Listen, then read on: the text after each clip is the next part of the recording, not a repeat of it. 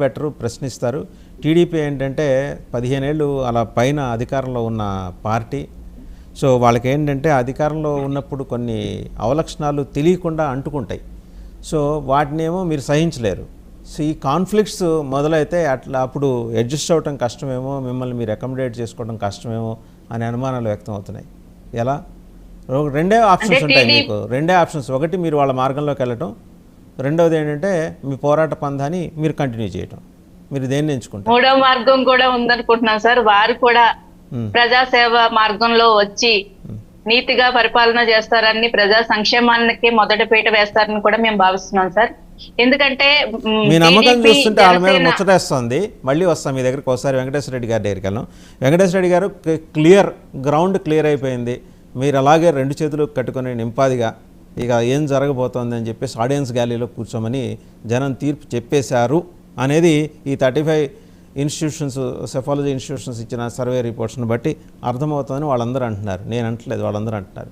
వాళ్ళకి మీరు ఇచ్చే జవాబు ఏంటి? ఇందాక మర్చిపోయాను,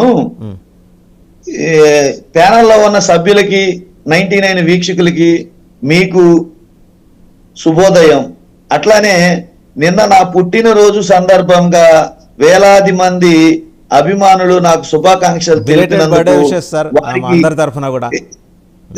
వేలాది మందికి శుభాకాంక్షలు తెలిపినందుకు వారికి ఈ TV9 వీక్షకుల ద్వారా, మీ ద్వారా ధన్యవాదాలు తెలియజేస్తున్నాను. ఇప్పుడు ఒక చిన్న సబ్జెక్ట్ లోకి వస్తే,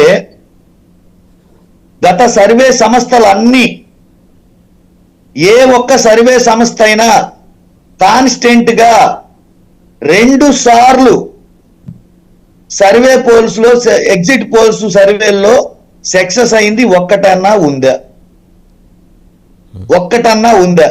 ఏ సర్వే సంస్థను తీసుకున్నా, అది మాకు అనుకూలంగా ఇచ్చింది కావచ్చు, ఈరోజు వాళ్ళకు అనుకూలంగా ఇచ్చింది కావచ్చు, కాన్స్టెంట్ గా రెండు సర్వే ఎగ్జిట్ పోల్స్ లో ఒక్కటైనా కాన్స్టెంట్ గా సక్సెస్ అయింది ఒక్కటన్నా ఉందా?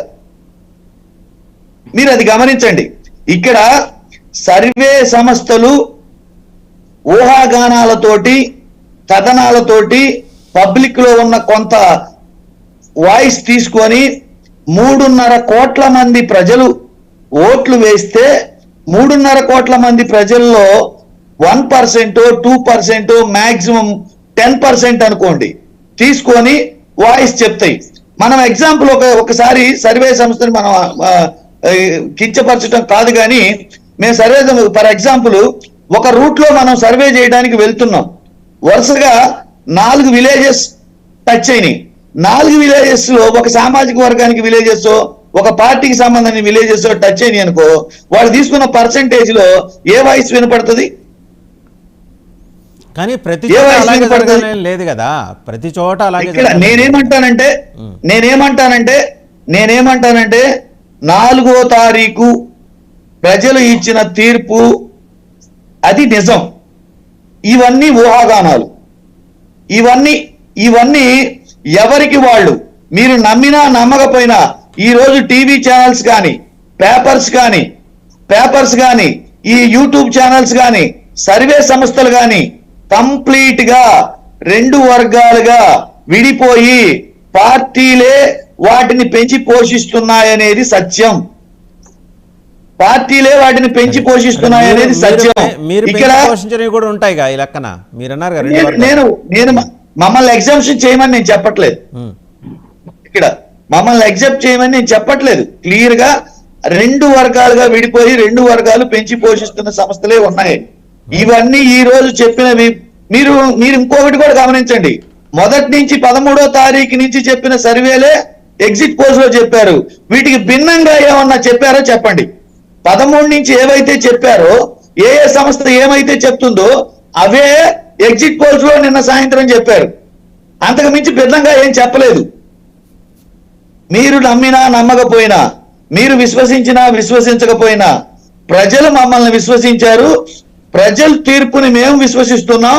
4వ తారీఖు నిక్షిప్తమై ఉన్న ప్రజాభిప్రాయం చూసి ఈ రాష్ట్రంలో ఉన్న ప్రతిపక్షాలు, పెత్తందారులు, ధనమదాంధులు అందరూ నివ్వెరపోతారు. బికాజ్ పేదలు చేస్తున్న ఈ యుద్ధంలో పేదలే విజయం సాధిస్తారు, పేదలకే హ్యావ్స్ అండ్ హ్యావ్ నాట్స్ మధ్య జరుగుతున్న యుద్ధం ఇది, క్లాస్ వార్ జరుగుతుంది. ఈ క్లాస్ వార్ లో మాదే విజయం అని చెప్పేసి మేము ఖచ్చితంగా చెప్తున్నాం. జగన్మోహన్ రెడ్డి గారు చెప్పినట్టు గతం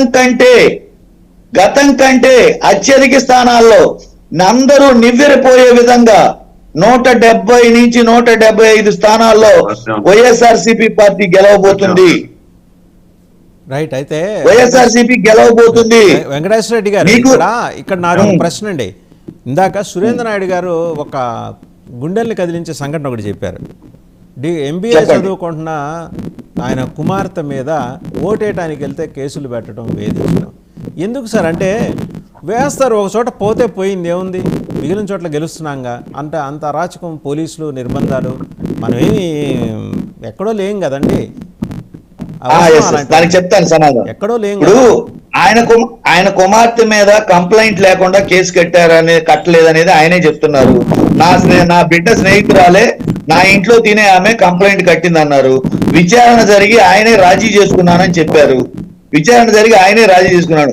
కంప్లైంట్ లేకుండానో నిరాధారమైన కేసు కడితే అది ప్రభుత్వం ఏదో చేసింది అనుకోవచ్చు. కంప్లైంట్ ఏంటి అక్కడ ఉండగా కంప్లైంట్ ఇస్తే, ఫర్ సపోజ్ వాళ్ళ పార్టీ ఏదైనా అధికారంలోకి భవిష్యత్తులో కల్లో ఎప్పుడైనా అధికారంలోకి వస్తే కంప్లైంట్ తీసుకొని కేసు కట్టరా? కంప్లైంట్ ఇస్తే దాన్ని విచారించి కేసు కట్టరా? వాళ్ళు కేసులు కట్టాలంటే కంప్లైంట్లు అక్కర్లేదు, కట్టారులే. వాళ్ళ చరిత్రలు కూడా పెద్దవే, కానీ అవి తర్వాత మాట్లాడదాం. ఇక్కడ ఆయన చెప్పిన దాంట్లోనే మనకు ఆన్సర్ కనబడుతుంది. ఆయనకి చెప్పిన దాంట్లోనే నా బిడ్డ స్నేహితురాలే నా ఇంట్లో తినే అమ్మాయే కేసు కడితే దాన్ని రాజీ చేసుకోవడానికి మేము చాలా ఇబ్బంది మాట ఆయన అనలేదండి. నానా తంటాలు పడాల్సి వచ్చింది అన్నారు. రాజీ అనే మాట ఆయన వాళ్ళ.